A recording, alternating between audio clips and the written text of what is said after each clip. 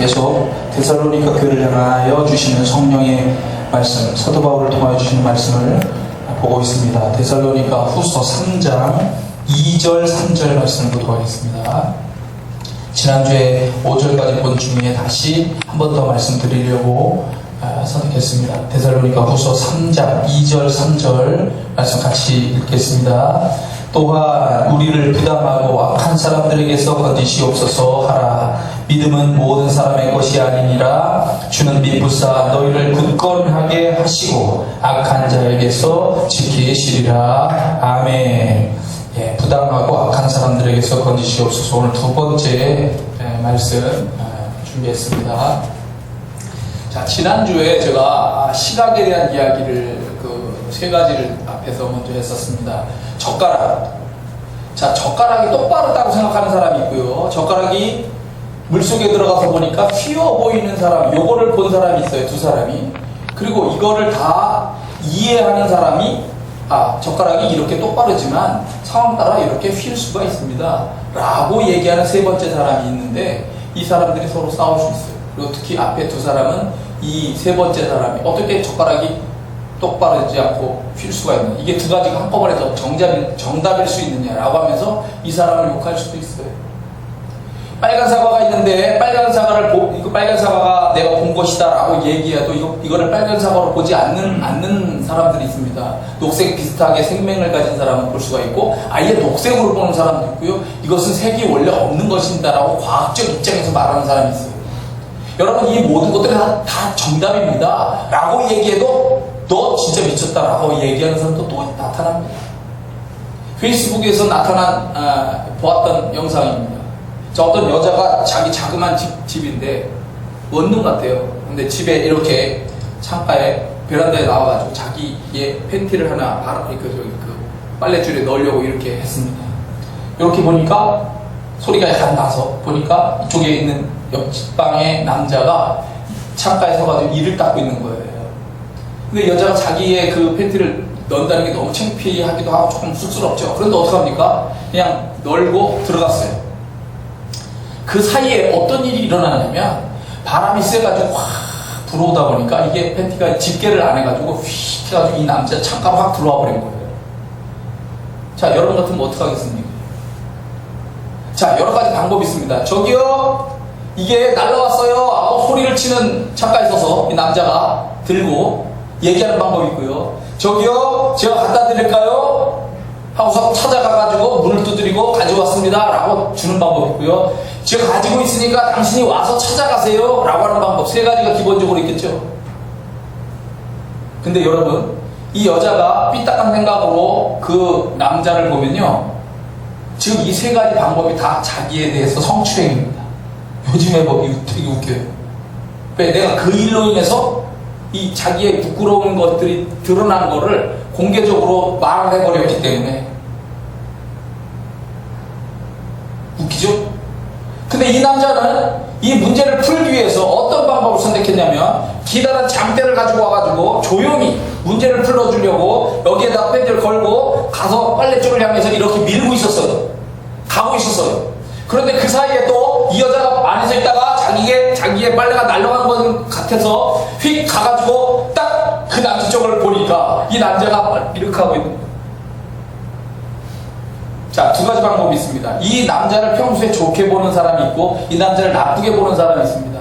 이 남자를 좋게 보면, 제가 이게 날아가가지고 이렇게 제 거를 조용히 문제를 해결해 주시려고 이렇게 걸어주시려고 하는 것이지요 라고 이해적인 마음으로 볼 수 있는 사람이 있고요. 나쁜 쪽으로, 당신 이거 내거 나쁜 생각을 가지고 이거를 훔쳐가고 있는 것이지 라고 이야기하는 사람이 있습니다. 자, 여러분 어떻게 하시겠어요? 항상 우리 인생에 이런 부분들이 생긴다는 거예요. 생길 수 있다는 거예요. 자, 그리스 신화 중에 프로크루스테스라고 하는 사람의 침대라고 하는 이야기가 있습니다. 프로크루스테스의 침대. 자, 이 프로크루스테스라고 하는 사람은 누구냐면 아티카라고 하는 도시의 강도입니다. 힘이 굉장히 센 거인이에요. 집을 짓고 살면서 노상 강도질을 하면서 먹고 살았어요. 자, 이 프로크루스테스라고 하는 사람의 집에는 철로 만든 침대가 있습니다. 지나가는 나그네를 잡으면은 그 사람을 끌고 와가지고 무조건 자기의 침대에다가 눕히는 거예요. 그 나그네가 자기의 침대보다 크면 머리와 발을 잘라 죽였어요. 무섭죠? 잔인한 살인자입니다. 만약에 그 사람이 작으면 또 늘려가지고 죽였어요. 아주 무시무시한 사람입니다. 자, 그러면 나그네 중에 그 크루스테스하고 좀 키가 똑같아가지고 침대가 딱 맞는 사람도 있을 거 아닙니까? 있을까요? 없습니다. 아니, 왜 없나요? 똑같은 사람이 있을 수 있잖아요. 거인이지만 똑같은 키 큰 사람이 있을 거 아닙니까? 없습니다. 왜 없을까요? 이 침대의 목적은 무조건 사람을 죽이는 데 목적이 있는 겁니다. 그러니까 딱 맞으면 풀어준다 그런 게 아니고 무조건 이 사람을 여기다 누이는 것은 죽이려고 하는데 목적이 있기 때문에 비밀장치가 들어있는 겁니다. 비밀장치가, 침대를 조절하는 비밀장치가 있어서 그걸로 조절을 해가지고 작으면 늘리도록 그렇게 침대를 조정하고 또 크면은 큰 대로 또 조정을 해서 트집을 잡아가지고 무조건 죽이려는 겁니다. 그럼 이 프로크루스테스의 침대라고 하는 말이 가지고 있는 의미가 무엇이냐? 자기 생각에 맞추어 남의 생각을 뜯어 고치려는 행위, 남에게 해를 끼치면서까지 자신의 주장을 굽히지 않는 횡포, 이거를 말한다는 거예요. 자, 사람은 항상 자기의 시각으로, 자기의 기준으로 세상을 봅니다. 세상을 그렇게 판단합니다. 다른 사람의 이야기를 때로는 들어야 되는데 듣지 않는 경우도 분명히 있습니다. 자기보다 더 높은 차원, 우리가 독수리 얘기했었죠. 테무친의 칭기스칸. 자, 독수리가 보는 더 높은 세상이 있고 사람이 보는 낮은 세상이 있는데, 낮은 세상에서 보니까 그 독수리라는 녀석이 내가 지금 물을 받아먹고 있는 이 문제가 이해를 못하고 그 발톱과 부리로 내 물을 차버리는 것을 이해를 못해요. 이놈은 나쁜 놈이야. 근데 더 높은 곳에서 본 독수리가 보니까 당신이 받아먹는 그 물은 독사의 물이야. 이거 먹으면 죽어! 라고 얘기하고 있었다는 이야기를 지난주에 드렸습니다. 더 높은 차원의 이야기를 해주지만 그거를 무시하고 공격을 하는 사람들이 있는 겁니다. 이런 프로크루스테스의 악행은 알려지게 되고 결국 아테니의 영웅 테세우스가 결국 이 프로크루스테스를 잡아가지고 침대에 누인 다음에 똑같이 그렇게 머리와 다리를 잘라서 죽였다. 삶을 살 적에 사람은 자기 기준에 의해서 살기가 쉽고 그래서 자기 고집이 나타나기가 쉬운 것이지만은 그것이 항상 최고가 되면 안 되는 겁니다. 특히 믿음의 사람들은 우리가 삶을 살 적에 나 자신의 시각에 한계가 있고 불완전하다라고 하는 걸 인정하고 하나님에게 기준을 두고 하나님의 말씀에 기준을 두는 거예요. 내 뜻이 아니라 하나님의 뜻을 여쭙고 하나님의 영광을 위한 방향성을 가지고 판단을 하려고 애를 써야 된다는 것이 우리가 성경을 통해서 배우는 거예요. 자, 가인이 동생 아벨을 들에서 쳐 죽이는 최초의 살인이 일어났습니다. 자, 이거 옛날에도 한번 말씀드렸지만 다시 한번 들어보세요. 자, 이 무시무시한 살인의 원인이 무엇일까요? 여러 가지로 해석할 수가 있겠지만 가인 자신이 이 프로크루스테스와 같이 자기 기준으로서 삶을, 제사를 생각하고 있기 때문이라고 볼 수가 있는 겁니다. 자, 가인은 아담과 하와에게 있어서 첫 아들입니다. 너무 귀해요. 그래서 자신이 무엇을 하든지 자기 자신의 삶은 동생 아벨보다 더 귀하게 취급되어져야만 되는 거예요. 장남이고. 제물을 드리는 것에서도 하나님은 당연히 먼저 자기의 제물부터 받으셔야만 되는 거예요. 그렇게 생각을 하고 그렇게 기준을 삼아놓고 살기가 쉬운 거죠. 그런데 믿음의 제사를 보시는 하나님, 사람의 중심을 보시는 하나님이 기뻐하시는 기뻐하시는 제사의 기준으로서 보니까 이 가인의 제사는 받으실 수가 없는 그런 문제를 가지고 있었어요. 왜? 가인의 제사를 들여다보니까 이건 자기의 기쁨을 위한 제사야. 정성이 부족한 제사야. 믿음이 없는 제사야. 사랑이 빠진 제사야. 소망이 없는 제사야. 여기서 하나님에 대한 기대도 없고 하나님이 주실 복에 대한 기대가 없는 제사야. 피가 들어있지 않는 제사야. 그래서 하나님은 가인의 제사를 받지 않으셨고, 이것에 대해서 가인은 충격을 받긴 하지만 질투하고 반항의 길을 선택했어요. 자, 그거를 통해서 꾸짖을 때 내가 그럼 잘못했으니까 주님 내 삶을 바꾸겠습니다 이렇게 하지 않고, 가인은 그래요? 왜 그렇게 되는 거지? 내 말이 맞는데, 내 말이 옳은 것인데 하나님을 죽일 수 없다면 동생이라도 죽이자. 이런 식으로 선택의 방향을 이상한 쪽으로 결정했습니다. 자, 동생 아벨은 형의 그러한 것에 의해서 결국 들에서 쳐 죽임을 당했어요. 너무 억울하죠. 그러면 자, 가인 입장에서 동생을 그렇게 죽이면 자신의 제사가 잘 받아들여질까요? 동생을 죽이면 하나님이 기뻐하시는 제사가 되는 겁니까? 동생을 죽이면 내 제사에 정성이 더 들어가게 되는 겁니까? 동생을 죽이면 믿음이 더 들어가나요? 내 동생을 죽이면 사랑이 거기에 더 들어가나요? 내 동생을 죽이면 소망이 더 넘치는 제사가 되는 겁니까? 동생을 죽여서 그 피를 뿌린다면 양의 피, 즉 예수 그리스도의 피를 상징하는 피를 대신할 수가 있겠습니까? 오히려 동생을 죽임으로써 가인은 큰 벌을 받게 되었습니다. 이제부터 땅은, 그가 농사를 짓는 건 핵심적인 건데, 이 땅이 효력을 잃어서 농사를 짓는 가인이 밭을 갈아도 농사가 제대로 안 되게 된다 라고 했습니다. 또 가인은 땅에서 피하며 유리하는 자가 되게 되었습니다. 가인은 자기의 기준이 최고이고 자기의 시각이 최고이고, 그래서 하나님의 기준조차도 자기의 것으로 바꾸려고 했어요. 하나님 내 시각에 맞추시죠. 왜? 내가 더 옳아요. 내가 더 알아요. 내가 더 멀리 볼 수 있어요. 가인은 자기의 기준으로 동생이 절대로 자기보다 앞서는 것을 받아들일 수가 없습니다. 가인은 자기의 기준으로 자신의 의를 주장을 하고 자신의 결함, 부족, 잘못을 보지 못하고 무조건 동생이 잘못한 거나 하나님이 잘못한 거로 몰아가고 있는 거예요. 하나님이 잘못한 거예요. 동생이 잘못했으니까 그런 거죠. 결국 가인은 동생 아벨을 죽였지만 이것을 통해서 사실은 자신의 죄를 지적하는 하나님도 죽여버리고 싶었던 것, 그거 잊고, 그리고 그것은 사실은 자기 자신을 죽이는 것이었어요. 가인의 제사의 잘못은 제사 자체보다도 가인이 가지고 있는 그 자신의 정체성, 자기가 어떤 식으로 살고 있는, 자기가 누구인가, 이게 문제인 거예요. 이게 삐딱한 거예요.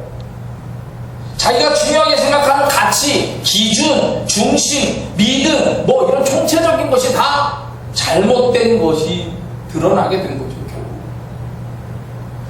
근데 그것이 자기가 처음엔 옳은 것이라고 생각했던 거예요. 그렇게 하는 것이 자기의 기준으로서는 철저하게 맞다고 생각하는 거였죠. 근데 아닌 거예요. 자, 야곱의 11번째 아들 요셉이 태어났습니다. 요셉은 의인이어서 형들의 잘못을 아버지에게 고자질, 이야기했다라고 했습니다. 형들이 잘못을 저지르고 있는 것을 아버지에게 이야기하고 있는 이 막내 요셉의 입장에서는 형들이 올바르게 살기를 원하는 거죠. 그죠? 그리고 아버지가 적절하게 이것을 징계해 주시기를 바라는 겁니다. 왜요? 왜 그렇게 합니까? 하나님의 복을 받는 집안을 만들어 가려고 할 때 자꾸 잘못을 저지르면서 복을 받을 거라고 생각하면 안 됩니다, 형님. 이라고 요셉은 얘기하고 있는 거죠. 우리가 아브라함과 이삭과 우리 아버지 야곱에 이어지는 이 엄청난 축복을 통해서 전 세계 사람들이 복을 받는 것으로 연결이 된다고 하는데, 형들이 가지고 있는 그러한 세상적인 사람들과 어울리면서 받은 그러한 삶으로서 자꾸 잘못을 저지르면서 복을 받고 이렇게 하면 우리가 어떻게 하나님으로부터 그렇게 복을 받으면서 가치 기준으로서 인정되는 이런 집안이 될 수가 있을까요? 안 되지 않습니까? 근데 형들의 입장에서는 어떻습니까? 저놈 봐라. 우리가 좀 놀다가 우리가 좀 그럴 수도 있는 거지. 이렇게 하면서 형들은 미워하게 돼요. 네가 하는 이야기는 맞지만 그렇게는 안 해도 돼. 괜찮아. 자꾸 합리화를 또 하죠. 요셉이 자꾸 미워지기 시작합니다. 요셉이라고 하는 녀석이 입만 다물고 있으면 얼마든지 우리는 행복하게 살 수 있다 라고 자꾸 생각하면서 요셉을 삐딱하게 본. 너만 조용히 있어 인마.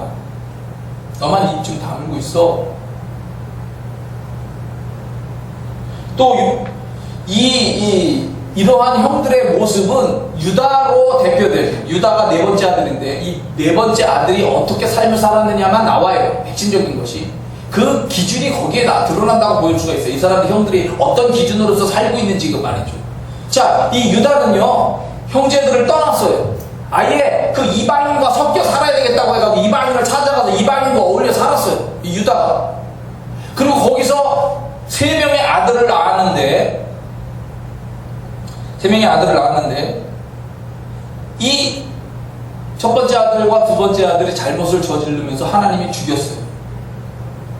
그리고 세 번째 아들을 이 계대 결혼법, 그러니까 첫 번째 아들의 며느리가 아기를 못 낳은 상태에서 됐을 때 두 번째 아들을 줘야 되고 또 안 되면 세 번째 아들까지 줘야 되는 것이 계대 결혼법이에요. 결혼법에 의해서 줘야 되는데 세 번째 아들을 제대로 안 줬어요.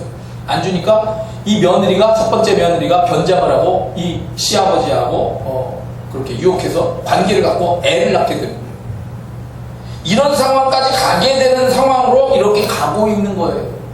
이게 축복받은 장자권을 가지고 갈 수 있는 복의 핵심인 유다가 그렇게 일어난 그 집안에 일어난 모습이고 그것이 사실은 형들의 기준적인 삶이죠.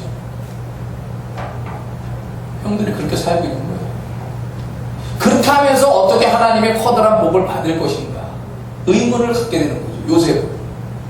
자, 거기다가 요셉이 꿈을 꿨습니다. 이 꿈 때문에 더 미움을 받았어요.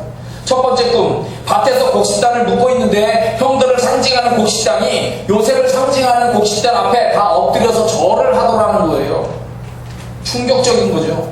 두 번째 꿈, 해와 달과 11별이 요셉에게 절을 하더라. 해와 달은 아버지와 어머니를 상징하는 거고 11별은 당연히 형들과 베냐민, 막내 베냐민까지 포함하는 집안 전체가 요셉에게 엎드려 절을 하더라는 거예요.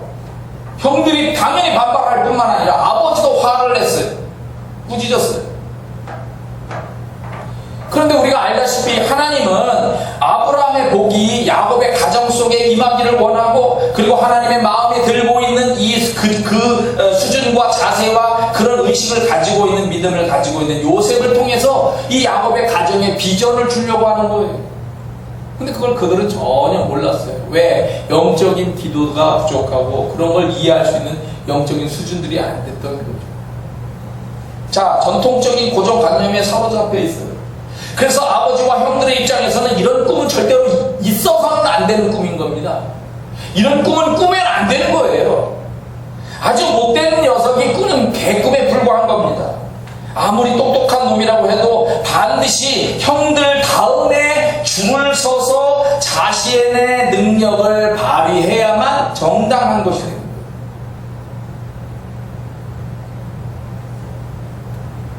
내가 꿈을 꾸고 싶다고 꾸는 겁니다. 하나님이 주시는 꿈인 거를 알아차리고 감사하고 내가 아버지라면 하나님 내 아들 11번째 아들 요셉이 이런 꿈을 꿨다고 하는데 이 꿈을 우리는 제대로 알 수가 없사오니 이 꿈이 어떤 의미를 가지는 것인지 저에게 가르쳐 주시고 이거를 위하여 우리 가족이 한마음 돼서 기도하면서 우리의 삶을 고치고 하나님의 그런 복을 바라보면서 그렇게 달려가게 해주세요. 이렇게 했어야 되는 거예요.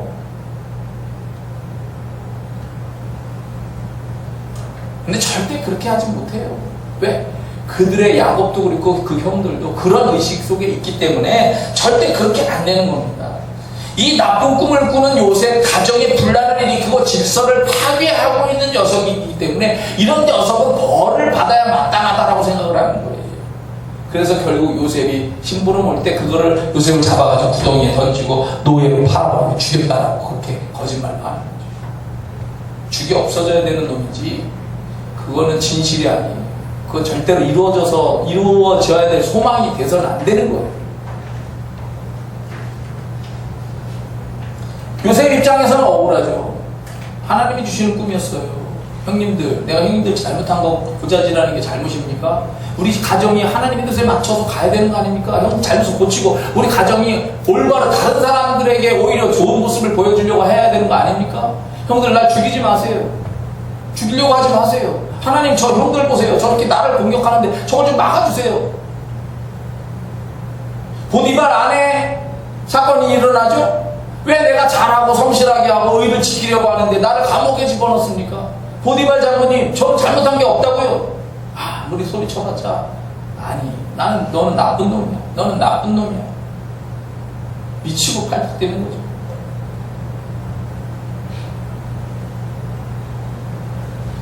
그런데 우리가 사건을 통해서 결국 결과적인 걸 알고 있습니다. 정말 다행인 것이죠. 만약에 요셉이 그런 과정을 통해서 자살을 해버리거나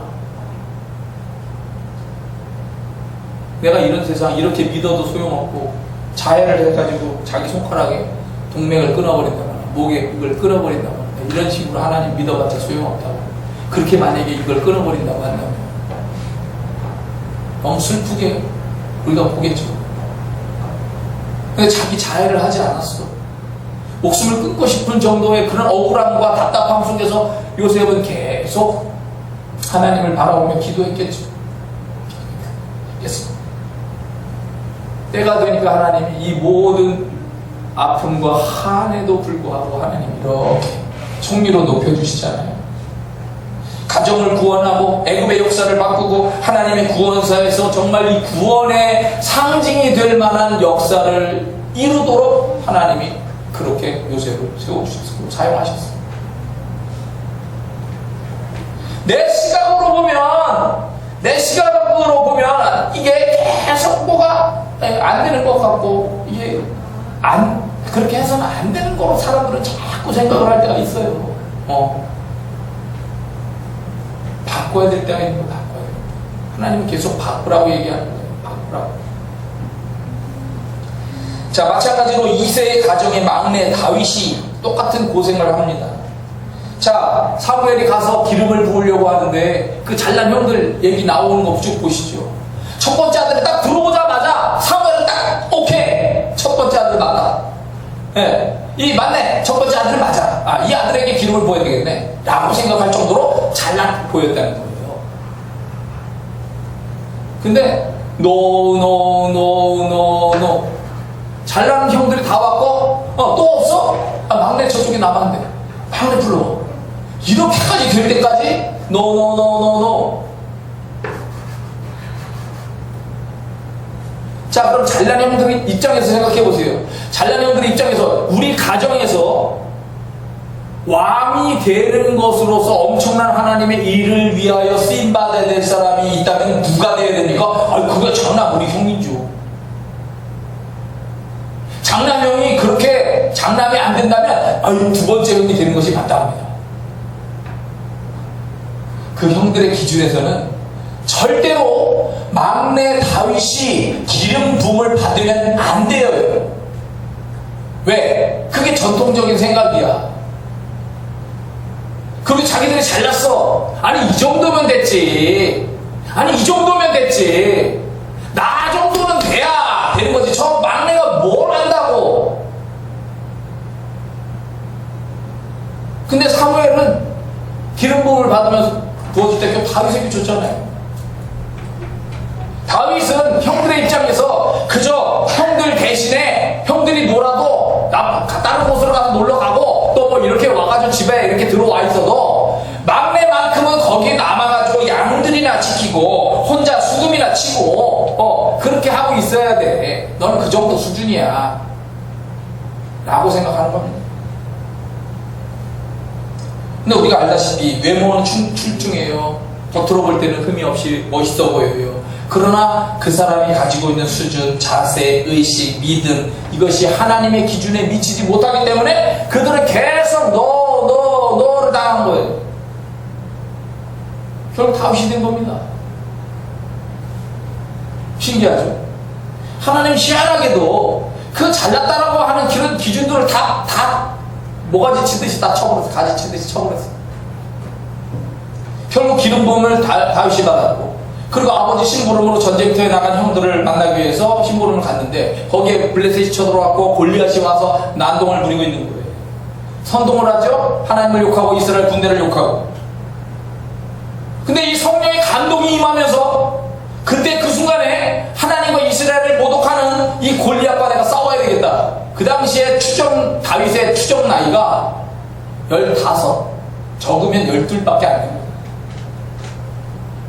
나이가 20살이 되어야 군대에 갈 수 있는데 군대를 못 갔어요. 자기 형들 3명밖에 못 갔어요. 그렇다면 20살 넘은 사람이 3명밖에 없다는 거예요. 그럼 나머지는 다 나이가 적잖아.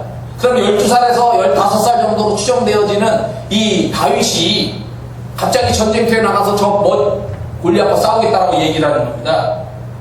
이스라엘의 최고의 잘난 왕도 있고, 그리고 장군들도 있고, 수많은 병사들도 있고, 자기 형들조차도 두려워서 숨어서 이렇게 골리앗이 뭐라고 짓거리건 숨어서 있는 그런 상황에서 이렇게 전쟁터에 갈 만한 수준이 안 되는 아이가 내가 골리앗과 싸우겠습니다 라고 얘기를 할 때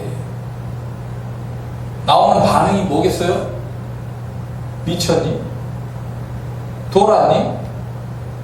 전쟁이 장난인 줄 아니? 너 집에 가서 열심히 양이나 쳤나? 이게 지금 전쟁이 뭐 장난이야?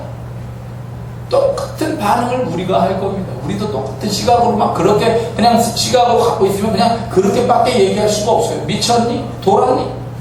너 미친놈 아니야? 네가 뭘 전쟁을 한다?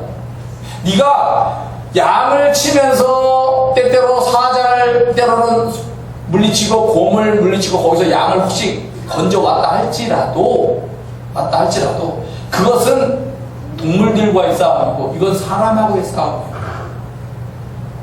아마 이렇게 이야기하면서 다윗을 제재하려고 애를 썼습니다. 하나님의 영에 의하여 감동을 받는다는 것, 그리고 그 순간에 어떻게 이렇게 해야 된다라고 하는 것을 경험해보지 못한 사람은 이 미친 이야기를 하는 놈은 그냥 계속 미친놈인 거죠. 이것이 하나님에 의해서 되어지는 것이다라고 하는 이런 어떤 기적이나 역사를 경험해보지 못한 사람은 그냥 너는 미친놈이고 이거는 일어날 수 없는 일이야 라고 무시해버리기 쉽습니다. 네 말은 의미가 없는 거야. 너는 나쁜 놈이야. 너는 그런 거 하면 안 돼. 넌 가서 조용히 처박혀 있어. 말하지 마. 그냥 너 말도 안 되는 얘기를 하고 있어. 너만 입만 다물고 있으면 조용한 거야. 그렇게 얘기합니다. 하지만 어떻게 됐습니까? 다윗은 결국 골리앗을 물맷돌로 쓰러뜨리고 그에 달려가서 그의 칼을 빼가지고 골리앗의 목을 자르 죽이잖아요. 이게 가능한 일이에요? 이게 가능한 일인 겁니까? 근데 가능하다는 거예요. 이게 하나님의 시각이고 하나님의 방법이라는 거예요.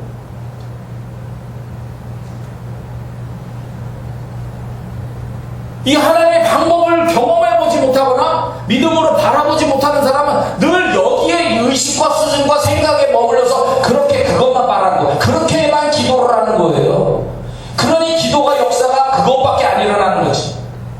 하나님은 이렇게 기도해보고 이렇게 도전해보고 이런 일도 일어날 수 있다. 내가 붙잡아 사용하면 이렇게 된다라고 얘기하는데 안 된다는 거예요. 요것만 되어지길 원하는 기도만 하고 있는 거예요. 하나님은 다윗을 높이고 백부장 천부장 하면서 결국 위대한 장수가 되게 하고 결국 왕이 되게 만들었어요. 한순간에 왕을 딱 세워주는 게 아니고 수많은 어려운 과정을 거치면서 다윗을 계속 키웠어요. 하나님 계속 담금질하고 키우고.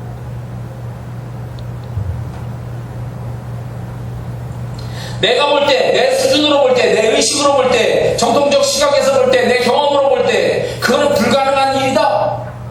맞아, 그럴 수 있어요. 근데 하나님은 하실 수 있는 분이 해보라는 거예요. 네가 나가보라는 거예요. 네가 앞에 서보라는 거예요. 네가 기도해보라는 거야. 내 기준으로 쉽게 판단하고 사람을 공격하고 사실을 왜곡하고 비판하고 죽이려고 달려들면 안 된다는 거예요. 다윗을 만약 형들이 죽인다고 또 생각해봐요. 요셉의 형들이 만약 진짜 요셉을 진짜로 죽여버렸다고 생각해보세요. 그 가정에 하나님의 복을 엄청나게 주려고 하는 게 형들이 요셉을 만약에 죽임으로써 그렇게 진짜 끝났다라고 한다면 엄청 벌어받았겠죠.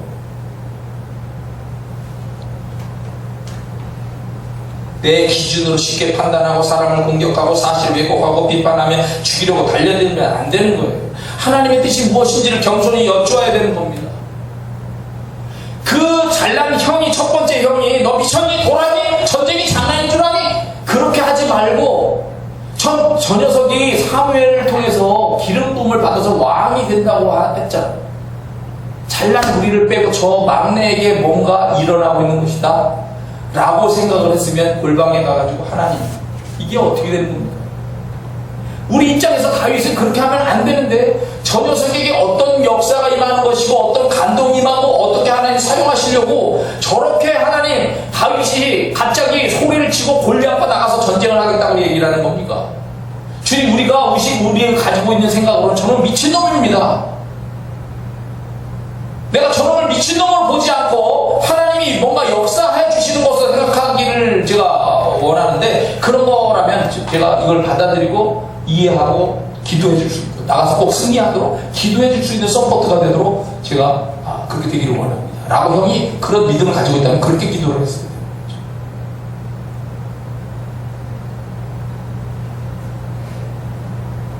부당하고 악한 사람들은 절대로 자기 기준을 바꾸려고 하지 않아요. 부당하고 악한 사람들은 하나님의 뜻과 섭리를 믿음으로 받아들이려고 하지 않습니다. 부당하고 악한 사람들은 세상의 판단으로 사람을 질투하고 깎아내리고 죽이려고만 달려듭니다. 부당하고 악한 사람들은 하나님의 복음을 통한 구원과 십자가의 고난과 희생, 사랑을 받아들이기를 싫어합니다. 부당하고 악한 사람들은 구원의 길을 제시하는 복음 외에 다른 철학, 다른 종교를 말하며 헛된 것을 의지하려 하지 진짜를 얘기해줘도 못 알아들어요. 부당하고 악한 사람들은 하나님의 이름조차 싫어하고 자기들의 목적 달성을 위해 하나님조차 잘못되었다고 말하며 심지어 잘못하면 하나님조차 죽여버리겠다라고 칼을 빼고 달려드는 거예요. 악을 씁니다. 부당하고 악한 사람들은 성령님의 거룩한 역사와 은혜로운 사건들을 왜곡하며 사탄적인 것이라고 반대하는 거예요. 예수님에게서 보지만 부당하고 악한 사람들은 좋은 일을 위한 사업을 무너뜨리기 위해서 욕심을 부리고 그 사업을 방해합니다. 그리고 때로는 그 사업을 나의 영광을 위하여 그렇게 하려고 그걸 왜곡시키는 거죠. 부당하고 악한 사람들은 자기의 영광을 위해 하나님의 영광을 가리려고 하고 하나님의 뜻에 끝까지 저항하려고 하는 겁니다. 그렇기 때문에 우리는 하나님께서 이런 자들에게서 지켜주시기를 기도해달라. 사도 바울이 데살로니가 교회 사람들에게 나를 위해서 우리를 위해서 기도해달라고 지금 부탁하고 있잖아요. 이런 자들이 있기 때문에 선교에 방해가 일어나고, 그래서 우리가 이렇게 지켜주시기를 기도하라. 하나님의 뜻이 이루어지도록 지혜롭게 판단하며 우리는 삶을 살아야 되고 선교를 해나가야 되는 겁니다.